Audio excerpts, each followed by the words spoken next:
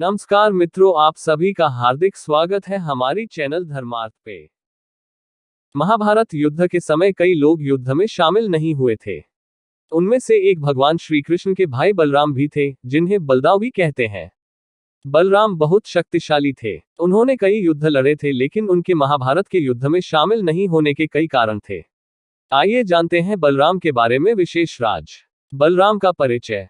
कृष्ण को विष्णु तो बलराम को शेषनाग का अवतार माना जाता है।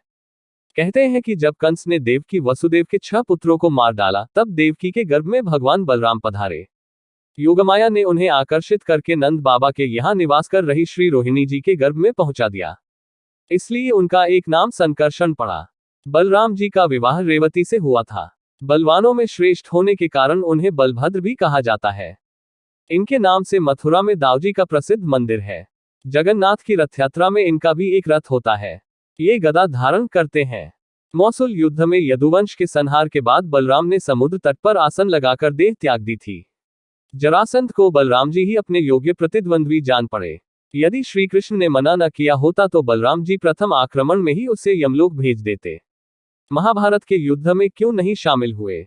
भगवान कृष्ण के बड़े भाई बलराम ने श्री कृष्ण को कई बार समझाया कि हमें युद्ध में शामिल नहीं होना चाहिए, क्योंकि दुर्योधन और अर्जुन दोनों ही हमारे मित्र हैं। ऐसे धर्मसंकट के समय दोनों का ही पक्ष न लेना उचित होगा। लेकिन कृष्ण को किसी भी प्रकार की कोई दुविधा नहीं थी। उन्होंने इस समस्या का भी हल निकाल लिया था। उन्होंने दुर्योधन से ही कह दिया था कि तुम मुझे और मेरी सेना दोनों में से किसी एक का चयन कर लो।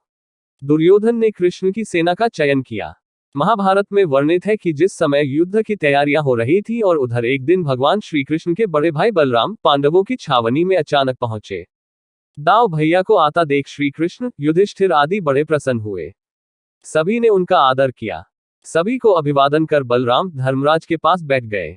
फिर उन्होंने बड़े व्यथित मन से कहा कि कितनी बार मैंने कृष्ण को कहा कि हमारे लिए तो पांडव और कौरव दोनों ही एक समान है। दोनों को मूर्खता करने की सूझी है। इसमें हमें बीच में पड़ने की आवश्यकता नहीं, पर कृष्ण ने मेरी एक न मानी। कृष्ण को अर्जुन के प्रति स्नेह इतना ज्यादा है कि वे कौरवों के विपक्ष में हैं। अब जिस तरफ कृष्ण हो, उसके विपक्ष में कैसे जाऊं? भीम और दुर्योधन दोनों ने ही मुझसे गदा सीखी है। दोनों ही मेरे शिष्य हैं। दोनों पर मेरा एक जैसा स्नेह है। इन दोनों कुरुवंशियों को आपस में लड़ते देखकर मुझे अच्छा नहीं लगता, अतः मैं तीर्थयात्रा पर जा रहा हूं। अगर आपको हमारी ये प्रस्तुति पसंद आई हो तो हमारे वीडियो को लाइक कर चैनल को सब्सक्राइब कर दीजिएगा। अगर हमसे इस वीडियो में कोई भी भूल या गलती हुई हो तो हम आपसे क्षमा मांग रहे हैं, कृपया हमें क्षमा कर दीजिएगा।